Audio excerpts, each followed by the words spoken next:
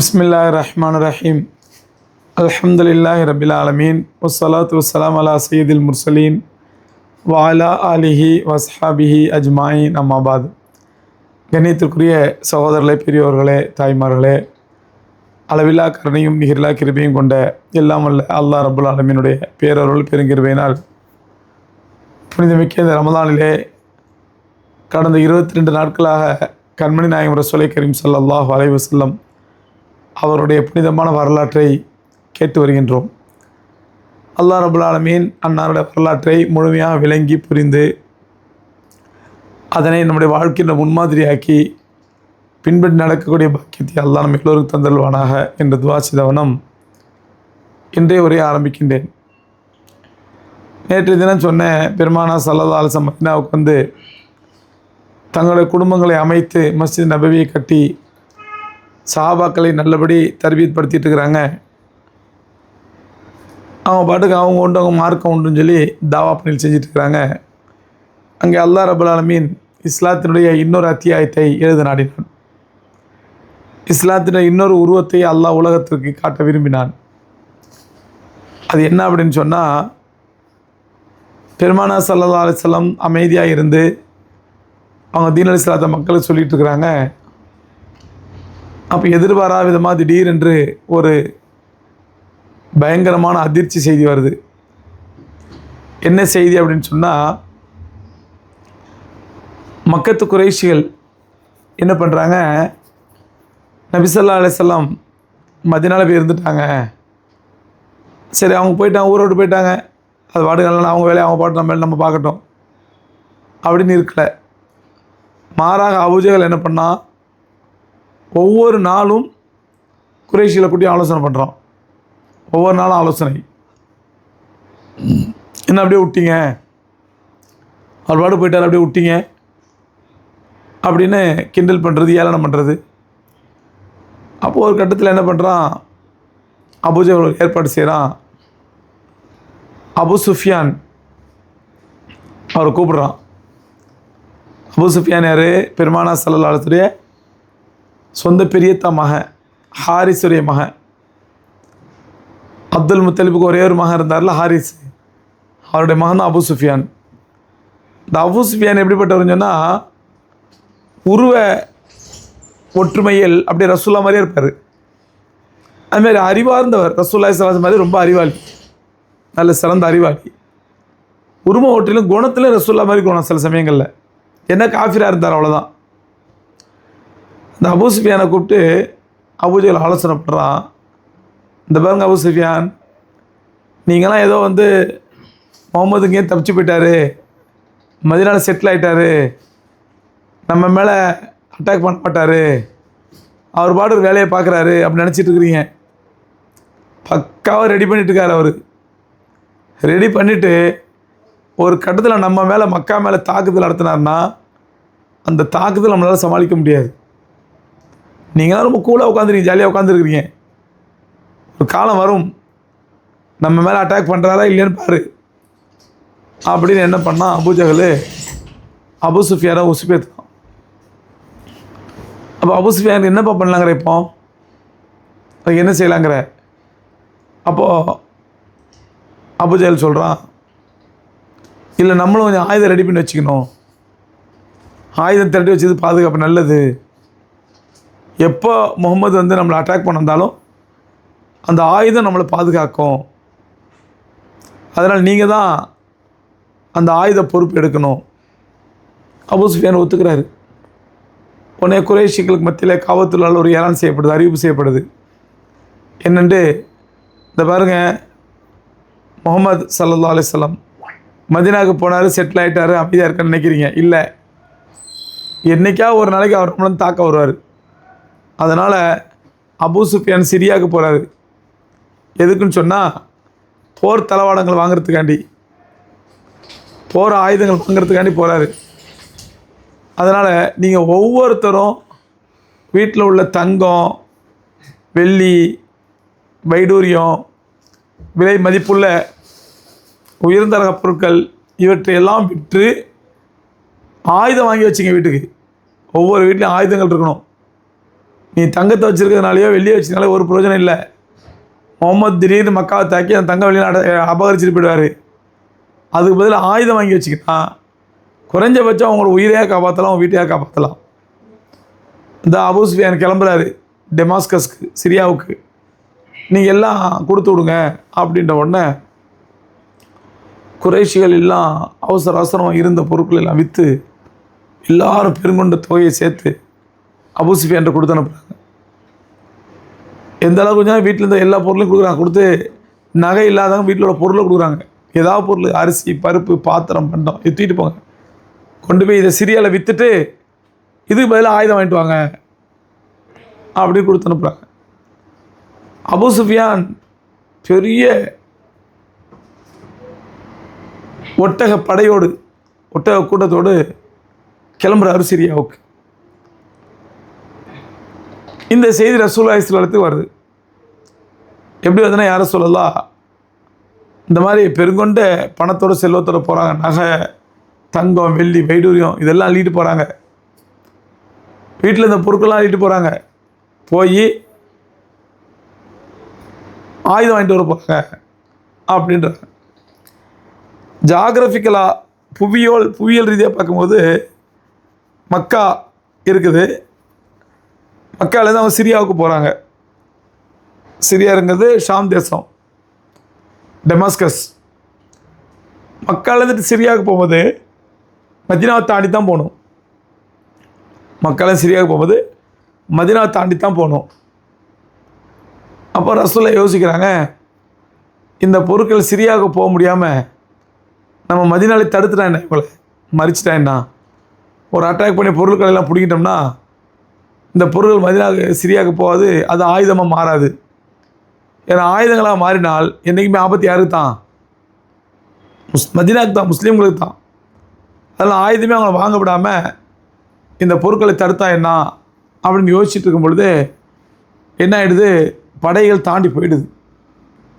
Abu Sufiyan படைகள் மதீனாவை தாண்டி போயிடுது.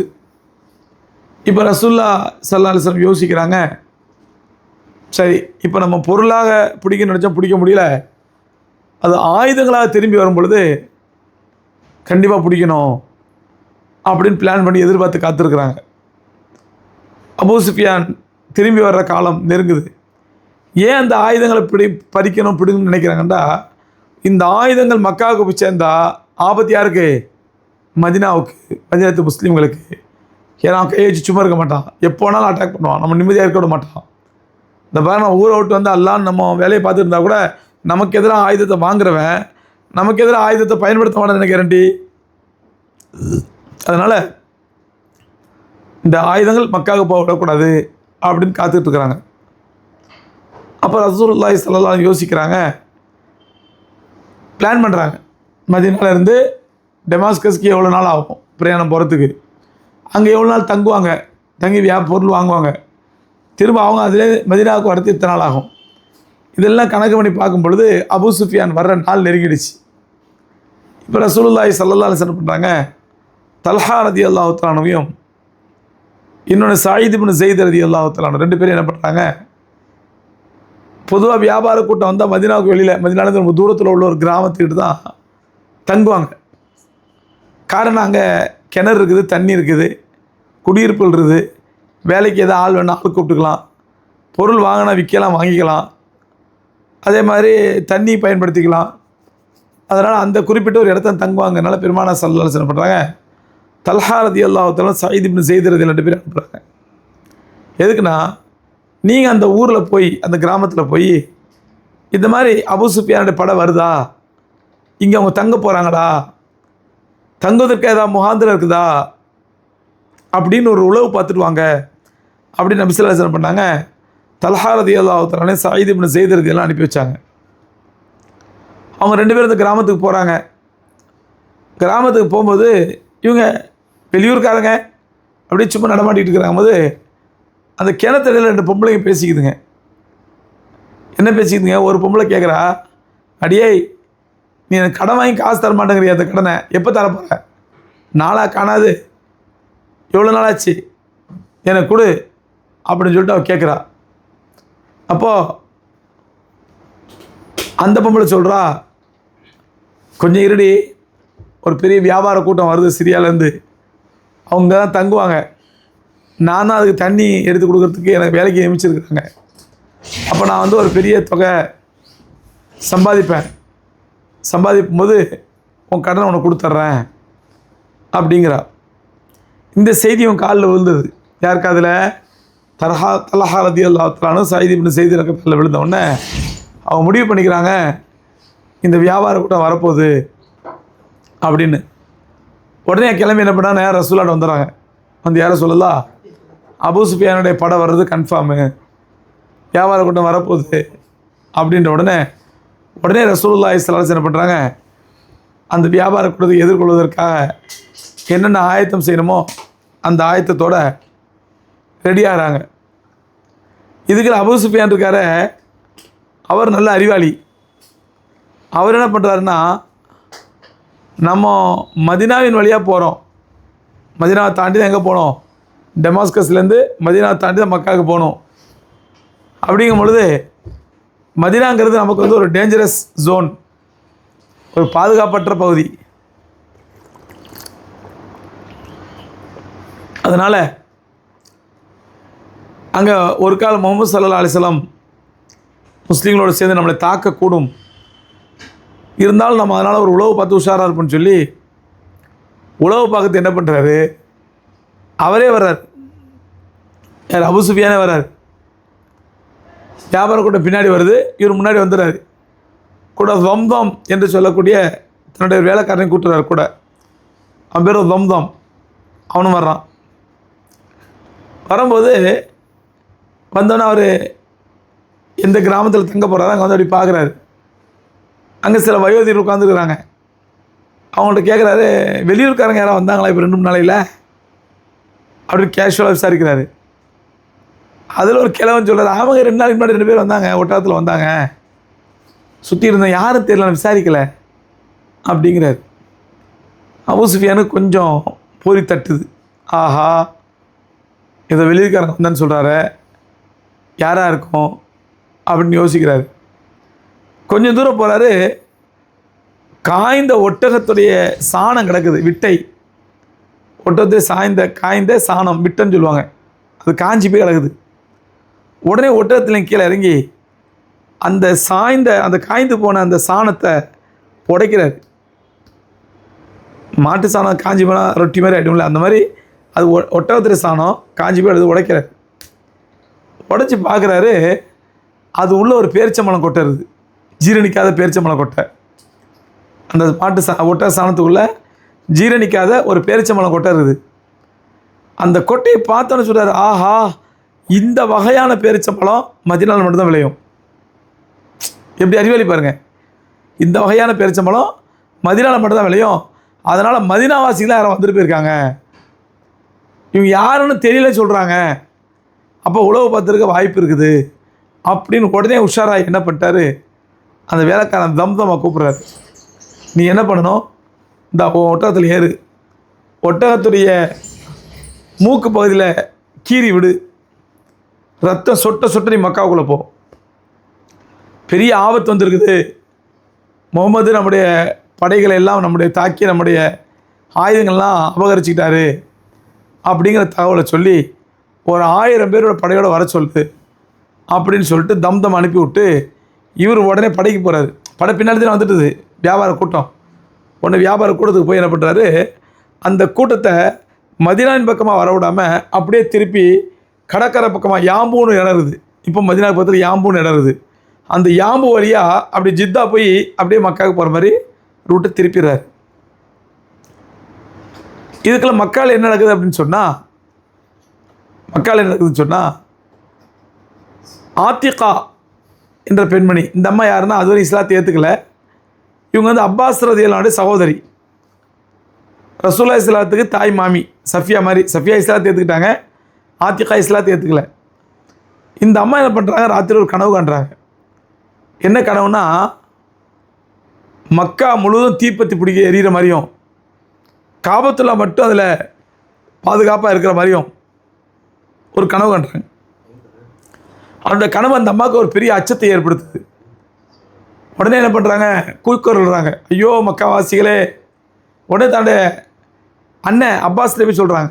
அப்பாஸ் அவங்க இஸ்லாத்துக்கு வரல, இன்னும் மதீனாவுக்கு வரல, மக்கால தான் இருக்கிறாங்க. அவங்க இஸ்லாத்தை ஏற்றுக்கணும். அப்பாஸ் ரலியல்லாஹு அவங்கள்ட்ட போய் சொல்கிறாங்க, அண்ணன் நான் அந்த மாதிரி ஒரு கனவு கண்டேனே. ஐயோ இது மோசமான கனவாச்சே. உடனே 2 பேரும் நேராக காபத்துல்லாவுக்கு போகிறாங்க. காபத்துல்லாஹ் போய் சொல்கிறாங்க, மக்களே, மக்களே, உங்களை நோக்கி பெரிய ஆபத்து ஒன்று வந்துருக்குது, கடுமையான ஆபத்து, பெரிய அழிவு வருது, அதனால் கவனமாக இருந்துங்க, உஷாராக இருந்துங்க, ஏதோ ஒரு அழிவு வருது உங்களுக்கு அப்படிங்கிறாரு. மக்கத்து குறைஷிகள்லாம் பயப்படுறாங்க. அப்படியா, என்ன அழிவாக இருக்கும், என்னவாக இருக்கும் அப்படி பேசிகிட்டு இருக்கிறாங்க. அப்போ அபூஜஹல் வர்றான், வந்து கிண்டலாக சொல்கிறான், என்ன அப்பாஸே, உங்கள் வீட்டில் உள்ள ஆம்பளை திருத்துதர் மக்கா விட்டு போயிட்டாருன்னொன்னே இப்போ பொம்பளை திருத்துதர் ஆகிட்டீங்களா? பொம்பளைங்களும் இப்போ வகி வர ஆரம்பிச்சிச்சு உங்களுக்கு அப்படின்னு கிண்டலாக நக்கல் பண்ணுறான். அதோட அப்பாஸ் அமைதியாயிட்டாங்க. இவன் சொன்ன என்ன பிரயோஜனம் அப்படின்னு. மறுநாள் பார்த்தா அந்த ஜம்சம் வந்து நிற்கிறான். என்ன நேற்று அந்தமா கனவு கண்டாங்களோ அந்த அழிவு செய்தி எடுத்து வந்திருக்கான். ஜம்சம் வந்து நேராக சஃபா மலைக்கு மேலே ஏறினான். ஏறி, மக்களே நல்லா கேளுங்க, நான் பெரிய அழிவு செய்தியை கொண்டு வந்திருக்கிறேன். ஏன்னா குறைஷிகளை அரபு மக்கள் ஒரு பழக்கம், எவனாவது ஒரு ஆபத்தான செய்தியை கொண்டு வந்திருக்கான்னா அவன் ஏறி ஒரு ஒட்டகத்துடைய மூக்கை அறுத்துருவாங்க. மூக்கை அறுத்து ரத்தமாக கொட்டும். அதேமாதிரி அவன் சட்டையை கிழிச்சிப்பான், அவனோட சட்டையை கிழிச்சிப்பான். இது ரெண்டும் செஞ்சுக்கிட்டு தம்பு வந்து நிற்கிறான். மக்களே, பெரிய அழிவு வந்திருக்குது. முகமது ஸல்லல்லாஹு அலைஹி வஸல்லம் நம்முடைய வியாபாரப்படையை அட்டாக் பண்ண போகிறாரு, தாக்க போகிறாரு. அதனால் நீங்கள் ஒரு 1000 பேர் கொண்ட படை சப்போர்ட்டுக்கு வாங்க அப்படின்ற உடனே எல்லாம் அப்படியே விரக்தி ஆகிடுறாங்க, அதிர்ச்சி ஆகிடுறாங்க. என்னடா இது, நம்ம இது கேள்விப்படாத செய்தியாக இருக்குது, என்ன பண்ணுறது? உடனே அபூஜஹல் எல்லாத்தையும் கூப்பிட்றான். பரபரப்பாக எல்லாம் ரெடி ஆகுது. 1000 பேர் கொண்ட படை ரெடி ஆகுறாங்க. ஆயுதங்கள், பெரிய பெரிய ஆயுதங்கள், இருக்கிற ஆயுதங்கள். இதுக்கெல்லாம் அபூ சுஃபியான் ரூட்டை திருப்பிட்டாருங்கிற செய்தி நபி ஸல்லல்லாஹு தெரியுது. அப்போ ரசூலுல்லாஹி சொல்கிறாங்க, நம்ம உஷாராக இருந்ததை விட அபூ சுஃபியான் உஷாராக இருக்கிறாரு. அதனால் நம்ம இங்கேருந்து பத்ருக்கு போனோம்னா, மதீனாலேருந்து பத்ர் வந்து 150 கிலோமீட்டர். நம்ம இங்கேருந்து பத்ருக்கு போனோம்னா எப்படி இருந்தாலும் யார் அபூ சுஃபியானோட தலைமையில் வரக்கூடிய அந்த படை பத்ருக்கு வரத்துக்கு 1 நாள் ஆகும். நம்ம அதுக்குள்ளே பத்ரில் போயிட்டோம்னா பத்ரில் போய் அவரை மறிச்சிடலாம், நேரடியாக மறிச்சிடலாம். ஏன்னா வியாபார கூட்டம் தான், கொஞ்சம் பேர் தான் இருப்பாங்க. நம்ம கொஞ்சம் நிறைய பேர் போனோம்னா மறிச்சிடலாம் அப்படிங்கிறாங்க. ஏன்னா ரசூலுல்லாஹ்வுடைய ஒரே நோக்கம், இந்த ஆயுதங்கள் மக்காவுக்கு சேர்ந்துடக்கூடாது. இது மக்காவுக்கு போச்சுன்னா ஆபத்து யாருக்கு தான்? மதீனாவுக்கும் மதீனத்து முஸ்லீம்களுக்கு தான் அப்படின்னு சஹாபாக்கள் கூப்பிட்டு ஆலோசனை பண்ணுறாங்க, என்ன பண்ணலாம். முஹாஜிர்லாம் ரொம்ப ஸ்ட்ராங்காக இருக்காங்க, போலாம் யாரை சொல்லலாம், ரெடியாக கிளம்பலாம், போலாம் இப்போவே கிளம்பலாம் அப்படிங்கிறாங்க. அன்சாரிகள் கொஞ்சம் அமைதியாக இருக்கிறாங்க. அன்சாரிகள் அமைதியாக இருக்காங்க. அப்போ நபி ஸல்லல்லாஹு கேட்குறாங்க, என்ன அன்சாரிகளே, என்ன அமைதியாக இருக்கிறீங்க, நீங்கள் அபிப்பிராயம் சொல்லுங்கள் அப்படின்னு. ஒன்று, அதாவது ரசூல் அப்படி கேட்கல, வேறு ஏதாவது அபிப்பிராயம் இருக்குதா அப்படின்னு சைக்கிளே கேட்குறாங்க. முஹாஜிர்கள் எல்லாம் பதிலுக்கு போனுக்கிறாங்க. ஏன்னா இவங்களாம் மக்களை கடுமையான அடி வாங்கினவங்க, கடுமையான சொல்லனா துயரங்களுக்கு ஆளானவங்க. அவங்க நினைக்கிறாங்க மக்கத்து வாசிகள் சும்மா விடக்கூடாது, ஆனால் மக்காவில் பாதிக்கப்பட்டவங்க அவங்க. அதனால் அவங்களும் பயப்படுறாங்க, இந்த ஆயுதங்கள் மக்காவுக்கு போச்சுன்னா அதனால் நமக்கு மக்காவுக்கு மதீனாவுக்கு பெரிய ஆபத்து, இதை போடக்கூடாதுங்கிறதுல முஹாஜிர்களும் உறுதியாக இருக்கிறாங்க. முஹாஜிர்லாம் யார்? மக்காலேருந்து ஹிஜ்ரத் செஞ்சு மக்கா மதீனாவுக்கு வந்தவங்க. ஆனால் பெருமானார் ஸல்லல்லாஹு அலைஹி எதிர்பார்ப்பது முஹாஜிர்களுடைய ஆர்வத்தை அல்ல, அன்சாரிகள் உற்சாகத்தை எதிர்பார்க்குறாங்க. அன்சாரிகள்கிட்ட உற்சாகம் இல்லை. அதனால் கேட்குறாங்க, வேறு ஏதாவது அபிப்பிராயம் இருக்கா அப்படி கேட்குறாங்க. அப்போது சாத் இப்னு முஆத் ரலியல்லாஹு தஆலா அன்ஹு ஹவுஸ் கோத்திரத்தை சார்ந்த மிகப்பெரிய தலைவர். ஆரம்பத்தில் நம்ம முஸாப் இப்னு உமைர் ரலியல்லாஹு வந்தபோது இஸ்லாத்தை ஏற்றுக்கிட்டவங்க. அவங்க சொன்னாங்க, துரிதுனா யார சொல்லலாம், யாரத்துல வேறு ஏதாவது அபிப்பிராயம் கேட்குறீங்களே, எங்களே விரும்புகிறீங்க அப்படின்னு கேட்டாங்க. ஆமாம், உங்கள் அபிப்பிராயத்தை தான் கேட்குறோம். அப்போ சாத் இப்னு முஆத் ரலியல்லாஹு சொல்கிறாங்க, யார சொல்லலாம், நீங்கள் என்ன வேணாலும் முடிவெடுங்க, நாங்கள் அது கட்டுப்படுவோம். நீங்கள் என்ன வேணாலும் முடிவெடுங்க, நாங்கள் அது கட்டுப்படுவோம். நீ என்ன சொன்னாலும் சரி, நாங்கள் அது கட்டுப்படுவோம். மூசா அலைஹிஸ்ஸலாத்துடைய கவுமு மூசா அலைஹிஸ்ஸலாத்தை போய் காத்தில் அந்த ரப்புக்க ஓ இன்ன ஹாஹுனா காயிதுன் அப்படின்னு சொன்னாங்களே, அந்த மாதிரி நாங்கள் சொல்ல மாட்டோம். நான் உங்களோட சேர்ந்து போராடுவோம் யாரை சொல்லலாம், நீங்கள் முடிவெடுங்க அப்படின்னா. இது என்ன அப்படின்னா, மூசா அலைஹிஸ்ஸலாத்து வஸ்ஸலாம் வந்து பனி இஸ்ராயேலை எகிப்திலேருந்து அழைச்சிட்டு வர்றாங்க. மிஸ்ர்லேருந்து அழைச்சிக்கிட்டு வரும் பொழுது குறுக்க செங்கடல் வருது. செங்கடலை தாண்டுறாங்க. செங்கடல் ரெண்டாக புழக்குது. மூசா அலைஹிஸ்ஸலாமும் பனி இஸ்ராயேலும் தாண்டிடுறாங்க. ஃபிரௌன் கூட்டத்தால் அழிக்கப்பட்டுறாங்க. இந்த நேரத்தில் அங்கே வாதி தீ என்று சொல்லக்கூடிய ஒரு பள்ளத்தாக்கில் எல்லாம் தங்கியிருக்கிறாங்க. தங்கியிருக்கும் பொழுது பனி இஸ்ராயேல் தங்கியிருக்கிறாங்க. அல்லாஹ் வானத்திலிருந்து மண்ணு செல்வா இருக்கிறான். அதான் நன்றி கெட்ட கூட்டம். இந்த யூதர்கள் பனி இஸ்ராயேலில் ரொம்ப மோசமான கூட்டம். வானத்திலேருந்து அல்லாஹ் மண்ணு செல்வா இருக்கிறான். ஆனால் என்ன பண்ணாங்க, மூசா அலைஹிஸ்ஸலாத்தை வந்து உதுஅலனா ரப்பக்க,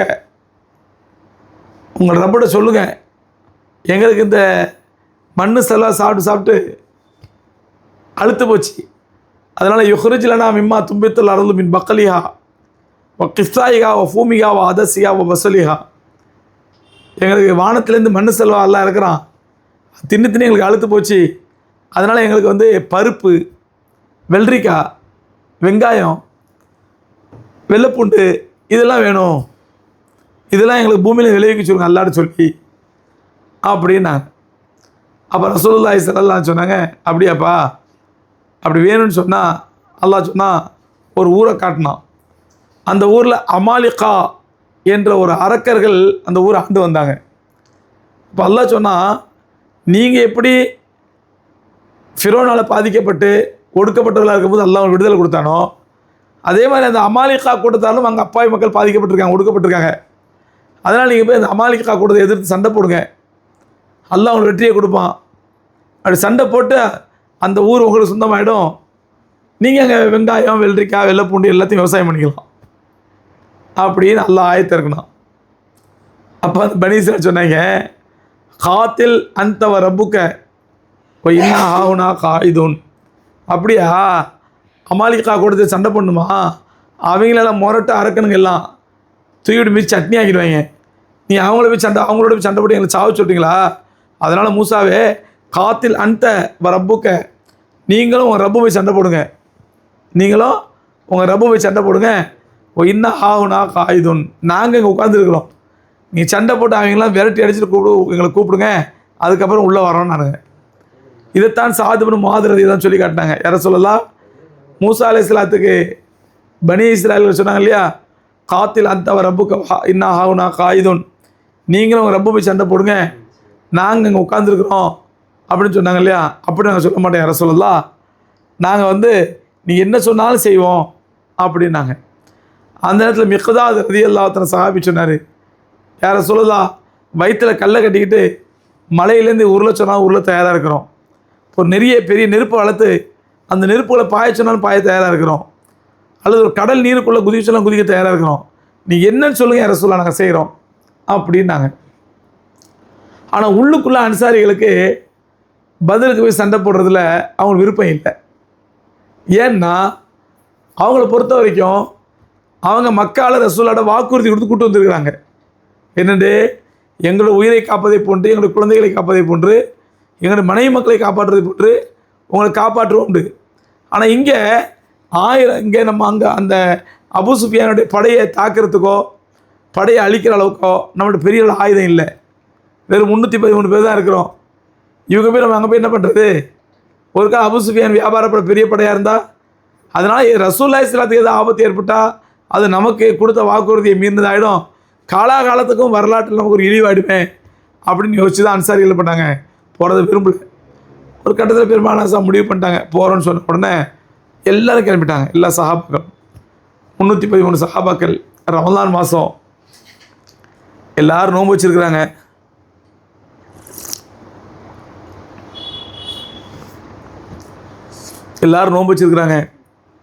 ஒழுங்கான சாப்பாடு இல்லை, நொண்டி ஒட்டகம், குருட்டு கழுதை, இந்த மாதிரி பலகீனமான வாகனங்கள், துருப்பிடிச்சி போன வால்லாம் துருப்பிடிச்சி போய் கிடக்குது. ஏன்னா மதீனத்து மக்கள் ரொம்ப காலமாக சண்டையே போடலை, ஆனால் வால்லாம் துருப்பிடிச்சி போய் கிடக்குது. இதெல்லாம் எடுத்துக்கிட்டு ரசூலுல்லாஹ் கிளம்புனாங்க. கிளம்பும் போது பாருங்கள் ஒரு சம்பவம் நடக்குது. பெருமானார் ஸல்லல்லாஹு அலைஹி வஸல்லம் அமீர் இல்லையா, அவங்க என்ன முடிவு பண்ணாங்க, ஒட்டகங்கள் தேவையான அளவுக்கு ஒட்டகங்கள் இல்லை. 150 கிலோமீட்டர் போகணும் பத்ர் மைதானத்துக்கு, தேவையான ஒட்டகங்கள் இல்லை. அதனால் ஒவ்வொரு ஒட்டகத்துக்கும் 3 பேர் நியமித்தாங்க. ஒவ்வொரு ஒட்டகத்துக்கும் 3 பேர் நியமித்தாங்க. அதாவது ஒருத்தர் 1 மணி நேரம் ஒட்டகத்தில் வரணும், 2 பேர் நடந்து வரணும். அடுத்த 1 மணி நேரம் அடுத்தவர் ஏறிக்கணும், 2 பேர் நடந்து வரணும். அடுத்த 1 மணி நேரம் அடுத்தவர், இப்படி உங்களுக்குள்ளே ஒரு பாரி வச்சு முறை வச்சு ஒட்டகத்துலேயும் நடந்தும் மாறி மாறி வாங்க அப்படின்னு ஒவ்வொரு ஒட்டகத்துக்கும் 3 ஏன்னா ஒட்டகத்துலேயே பற்றாக்குறை, 3 பேர் நியமித்தாங்க. அதில் தன்னுடைய ஒட்டகத்தை என்ன பண்ணாங்க, அலி ரலியல்லாஹு அன்ஹுவையும் இன்னொரு அன்சாரி சஹாபியை நியமித்தாங்க. என் ஒட்டகம் 3 பேர். அப்போ அலி ரலியல்லாஹு வந்தாங்க ரசூலுல்லாஹ்ட்ட, அந்த அன்சாரி சஹாபிகிட்ட போனாங்க, தோழரே நாம் எல்லாரும் முறை வச்சு போகிற மாதிரி நாமளும் முறை வச்சு போனோம்னா நம்ம ரசூலாவை நடக்க விட்டு நம்ம ஒட்டகத்தில் ஏறி வர்றதா, அதில் நம்ம 2 பேரும் ரசூலோட போவோம். யாரை சொல்லலாம், நாங்கள் ஒட்டகத்தின் மீது ஏறி வரக்கூடிய அந்த முறையை, அந்த தவணையை உங்களுக்கு விட்டு கொடுத்துட்றோம், நீங்கள் ஒட்டகத்து மேலே ஏறி வாங்க, நாங்கள் 2 பேர் பின்னாடி நடந்தே வர்றோம் அப்படின்னா. பெருமானார் ஸல்லல்லாஹு அலைஹி வஸல்லம் புகாரி ஹதீஸில் வருது, மா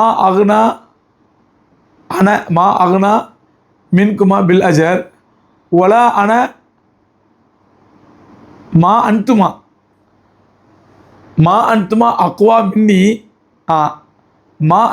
அக்வா மின்னி ஒலா அன அகுனா மின்குமா பில் அஜர்.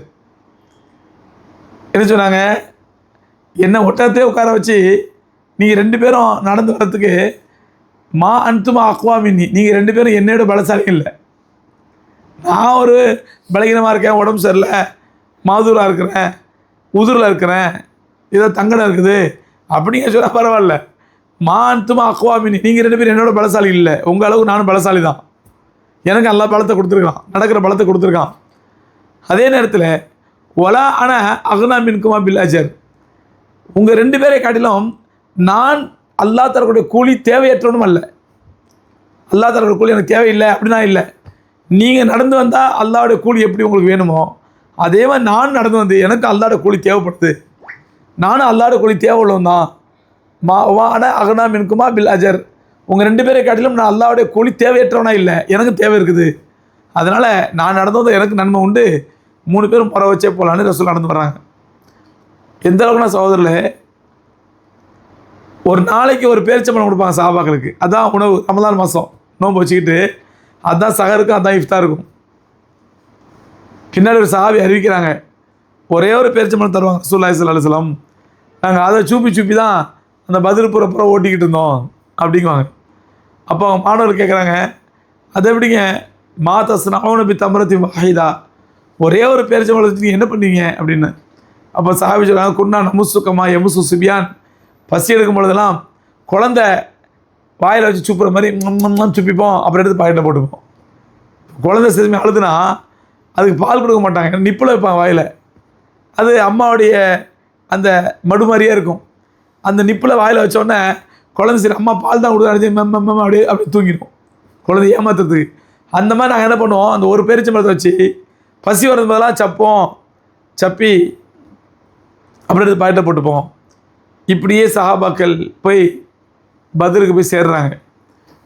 பத்ர் மைதானத்துக்கு வந்துட்டாங்க. பத்ர் மைதானத்துக்கு வந்த பிறகு பார்த்தா ஒரு பெரிய அதிர்ச்சி செய்தி வருது. என்னண்டா, 1000 பேர் கொண்ட படையோடு வர்றாங்க. இப்போ அந்த செய்தி வருது. இவங்க வந்து எதுக்கு, அபூ சுஃபியானுடைய படையை மறிக்கலாம், அபூ சுஃபியானுடைய வியாபார கூட்டத்தை மறித்து அந்த ஆயுதங்களை பிடிங்கிடலாம் அப்படின்னு வந்தாங்க. ஆனால் அங்கே வந்து அதிர்ச்சி செய்தி என்னென்னா, 1000 பேர் கொண்ட படம் வந்துட்டு இருக்காங்க அப்படின்னு. அப்போ ரசூலுல்லாஹி ஆலோசனை பண்ண சஹாபாக்கிட்ட, என்ன பண்ணலாம், இருந்து எதிர்த்து சண்டை போடுவோமா இல்லை பின்னாடி போயிடுவோமா, நான் ஊருக்கு போயிடுவோம், மதீனா போயிடுவோமா. எல்லா சஹாபாக்களும் ஒட்டுமா சொன்னாங்க, யாரும் சொல்லலாம் முன்னுச்சங்களை பின்வாங்க வேண்டாம், இருந்து பார்த்துருவோம் இன்ஷா அல்லாஹ். அதே முஹாஜிர்லாம் வெறியோடு இருக்காங்க, தங்களை அடித்தவன போல திருப்பி அடிக்கணும், மக்கள் என்ன பாடுபடுத்தினாங்க நம்மளை, அவங்க பேர் திருப்பி அடிக்கணும் வெறியோடு இருக்கிறாங்க. ரசூலுல்லாஹி இஸ்லாம். ஆனால் ரசூலுல்லாஹ்க்கு பெரிய கவலை என்னடா, இங்கே வெறும் 313 பேர், அங்கே 1000 பேர், 1000 பேர் கொண்ட படை. இங்கே வெறும் 350 பலகீனமான ஒட்டகங்கள், பலகீனமான குதிரை, துருப்பிடிச்ச வாள் இருந்தாலும் என்ன பண்ணா பெருமானா ஸல்லல்லாஹு அந்த நேரத்தில் ஓதுன துவா யா ஹய்ய் யா கய்யூம் பிரஹ்மதிக நஸ்தகீஸ். எந்த இக்கட்டான நேரத்திலும், எந்த கஷ்டமான நேரத்திலும், எவ்வளோ சிரமமான நேரத்துலையும் இந்த துவா ஓதுங்க, அல்லாஹ்வோட உதவி கிடைக்கும். யா ஹய்ய் யா கய்யூம் பிரஹ்மதிக நஸ்தகீஸ். ரசூலுல்லாஹி ஸல்லல்லாஹு அலைஹி வஸல்லம் அல்லாஹ்வோட இந்த துவா ஓதுறாங்க. ஓதிட்டு கேட்குறாங்க, யா அல்லாஹ், நீ யாரிடத்தில் என்னை ஒப்படைக்கின்றாய்? உன்னை வணங்காத காஃபிர் இடத்தலா? உன்னை வணங்காத காஃபிர் இடத்தில் என்னை ஒப்படைத்து விடாது. என் துகலப ஆதி சரியா, இந்த சிறிய கூட்டம் தோற்கடிக்கப்படும். ஏனால் 313 பேர். அன்றைய உலகத்தினுடைய ஒட்டுமொத்த முஸ்லீம்களே அவ்வளோதான். அன்றைய உலகத்தினுடைய ஒட்டுமொத்த முஸ்லீம்களே 313 பேர் தான். அந்த கூட்டம் அழிஞ்சிட்டு ரசூலுல்லாஹ் கடைசி நபி, இனி அவங்கள பேர் நபி யாரும் வரப்போகிறதில்ல. இதெல்லாம் கருத்தில் கொண்டு தான் ரசூலுல்லாஹ் அல்லாஹ்ட்ட கேட்டாங்க, என் துகலப ஆதி சரியா, யா அல்லாஹ், இந்த கூட்டம் தோற்கடிக்கப்பட்டு விட்டால் லன் துஅபத அலல் அர்தி அபதா, இனி கியாமத் நாள் வரையில் உன்னை வணங்குவதற்கு பூமியில் ஆள் இருக்காது. அல்லாஹ் அக்பர். ஏன்னா ரசூலுல்லாஹ் கடைசி நபி, அவங்களுக்கு பேர் ஒரு நபியோ ஒரு உம்மத்தோ வரப்போகிறதில்ல. இருக்கிறது 313 பேர் தான். இவங்க அத்தனை பேர் கொல்லப்பட்டுட்டாங்கன்னா இனி உலகத்தில் முஸ்லீமே இல்லை. இதுதான் ரசூலுல்லாஹ் சொல்கிறாங்க, இந்த சிறிய கூட்டம் தோற்கடிக்கப்பட்டு விட்டால் கியாமத் நாள் வரையும் உன்னை வணங்கத்துக்கு ஆள் இருக்காது. சொல்லி யா ஹய்ய் யா கய்யூம் பிரஹ்மதிக நஸ்தகீஸ். அழுகுறாங்க, அல்லாஹ்ட்ட அழுகுறாங்க, மன்றாடுறாங்க. எந்த அளவுக்கு நான் ரசூலுல்லாஹி ஸல்லல்லாஹு அலைஹி வஸல்லம் மன்றாட்டத்தை பார்த்துட்டு அபூபக்கர் சித்திகரை தோல்ல வச்சு கத் அசர்ர ரப்பக யா ரசூலல்லாஹ், யா ரசூலுல்லாஹ், நீங்கள் உங்கள் ரப்பை ரொம்ப வற்புறுத்திட்டீங்க அப்படின்னு அல்லாஹ் நிச்சயமாக உதவி செய்வான், தைரியமாக இருங்க அப்படின்னாங்க. அன்றைய இரவு கழிது மறுநாள் தான் படை வரப்போகுது, மக்கத்து படை வந்து இறங்க போகுது. அன்றைய இரவு ரசூலுல்லாஹ் சொன்னாங்க, எல்லாம் போய் படுங்க போங்க அப்படின்னாங்க. சஹாபாக்களுக்கு உள்ளத்தில் அச்சம், 1000 பேர் கொண்ட படை, நம்ம 313 பேர் தான் இருக்கிறோம், எப்படி வெல்றது அவங்கள அப்படின்ட்டு. பெருமானா ஸல்லல்லாஹு பெரிய பிரமிப்பு, அல்லாஹ் நிச்சயம் தருவாங்க நம்பிக்கை இருக்குது, ஆனால் பிரமிப்பு.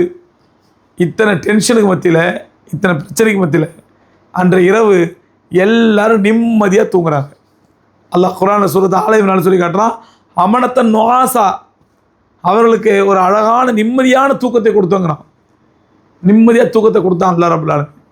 பெருமானா ஸல்லல்லாஹு காலை காலையில் எழுச்சாங்க, எழுஞ்சி தொழுதுட்டுருக்குறாங்க. அந்த நேரத்தில் அலி ரலியல்லாஹு தஆலா அன்ஹு, ஜுபைர் இப்னு அவ்வாம் ரலியல்லாஹு அன்ஹு 2 பேரும் ரசூலுல்லாஹ் என்ன பண்ணியிருந்தாங்க, இது குறைஷிகள் எவ்வளோ பேர் வந்திருக்காங்க அப்படின்னு போய் உளவு பார்க்க அனுப்பியிருந்தாங்க. எவ்வளோ பேர் வந்தாலும் யார் யார் வந்தாலும் உளவு பார்த்துருவாங்க. அலி ரலியல்லாஹு அன்ஹு ஜுபைர் இப்னு அவ்வாம் ரலியல்லாஹு 2 பேரும் போகிறாங்க. போகிற வழியில் 2 கைதிகளை பார்க்குறாங்க. அவன் 2 காஃபிகளை பார்க்குறான். அவன் கிணத்துல தண்ணி எடுத்துகிட்டு இருக்கிறான். அவங்களுக்கு என்ன சந்தேகம்னா, இவன் வந்து அபூ சுஃபியானுடைய வியாபார கூடத்தில் உள்ளனா இருப்பான். அது எங்கே நீங்கள் அடித்து கேட்டோம்னாக்கா அது எங்கேன்னு காட்டுவாங்க. நம்ம வியாபார கூடத்தையும் மறிச்சிடலாம், தாக்கி ஆயுதங்களை பிடிக்கிட்டு வந்துட்டா மறுநாள் இவங்களோட போர் புரிதல் வசதியாக இருக்கும் அப்படின்னு சொல்லிட்டு அந்த 2 பேரையும் அரெஸ்ட் பண்ணி கொண்டு வந்துடுறாங்க. ரசூலுல்லாஹ் தொழுதுட்ருக்காங்க, தாஜ் தொழுதுட்ருக்காங்க. இவங்க நடராத்தில் 2 பேரும் அரெஸ்ட் பண்ணி கொண்டு வந்துட்டாங்க.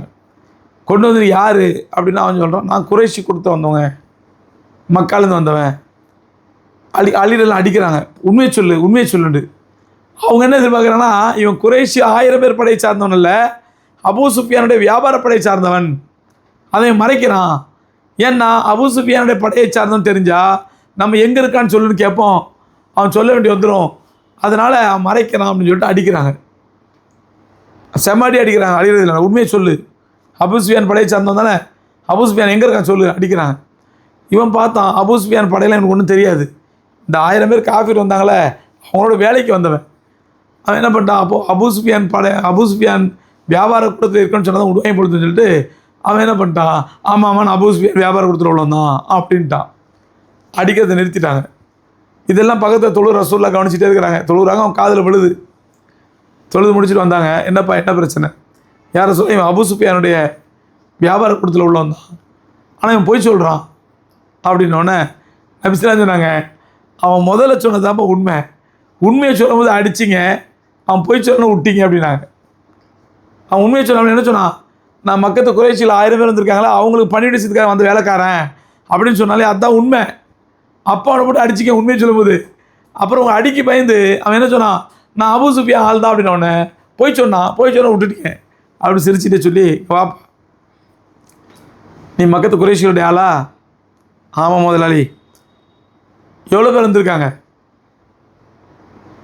எவ்வளோ பேர் எனக்கு தெரிலங்க, எண்ணிக்கை தெரிலங்க.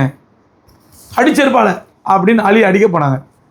ரசூலுல்லாஹ் சொன்னாங்க, அலி அமைதியாக இருங்க, தெரியல உண்மையில் பாவம், நம்பர் தெரில. சரிப்பா ஒரு வேலைக்கு எத்தனை ஒட்டகம் இருக்கிறாங்க கறி சமைச்சா? அது தெரியுங்க, அது ஒரு 9-10 ஒட்டகம் இருக்கிறாங்க. ரசூலுல்லாஹ் உடனே சொன்னாங்க, குறைஷிகளில் 900லேருந்து 1000 பேர் வந்திருக்காங்க. 900லேருந்து 1000 பேர் வந்திருக்காங்க. சரி யார் யார் வந்திருக்காங்க? அது உத்துபா, ஷைபா, அபூ ஜஹல், உமையத் இப்னு ஹலஃப் எல்லாம் வந்திருக்காங்க. ஒரு 8-10 பேர் அடுக்கணும்.